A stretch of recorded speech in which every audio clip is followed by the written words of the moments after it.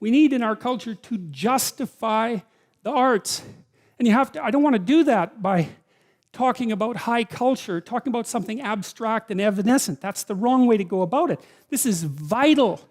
You know, like one of the things that's really interesting about the University of Toronto is that the one side of the campus where we are is beautiful, medieval cathedral, and the other side is god-awful factory. And you know, and the thing is, the attitude towards knowledge has paralleled that architectural transformation.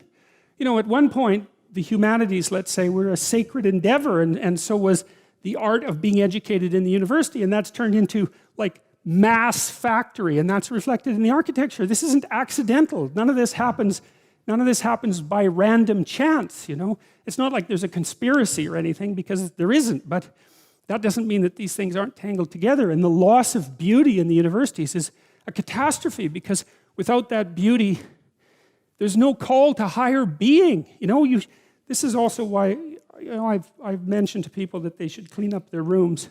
That's become quite the internet meme. But I'm really serious about it, because it's really hard to do that. And I've been cleaning up my room, by the way, for about 4 months now, because my life was thrown into such a catastrophe, and also we were renovating. And so, but it isn't just that you clean it up, you also make it beautiful.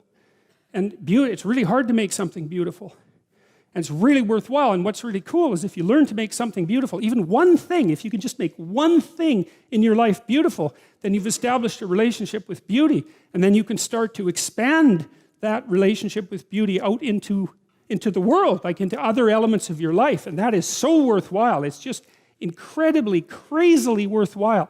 And that's an invitation to the divine. You know, you have to be daring to do that. And people are terrified of it. People are terrified of color. They paint their walls beige. They're terrified of art. They buy some mass-produced thing because they don't want anybody laughing at them for their lack of taste. And they would get laughed at because they have no taste. But you have to, well, it's right, because what do you know, right? You have to develop it. And so you're going to stumble along and make mistakes to begin with.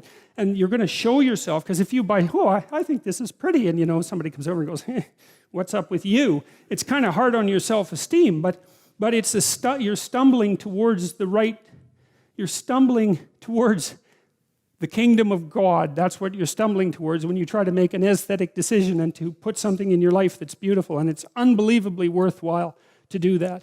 And you have to steer clear of the frauds and the con artists and all of that. And art is full of that, of course, because it's difficult to distinguish between the real thing and the fraud, but it's unbelievably worthwhile.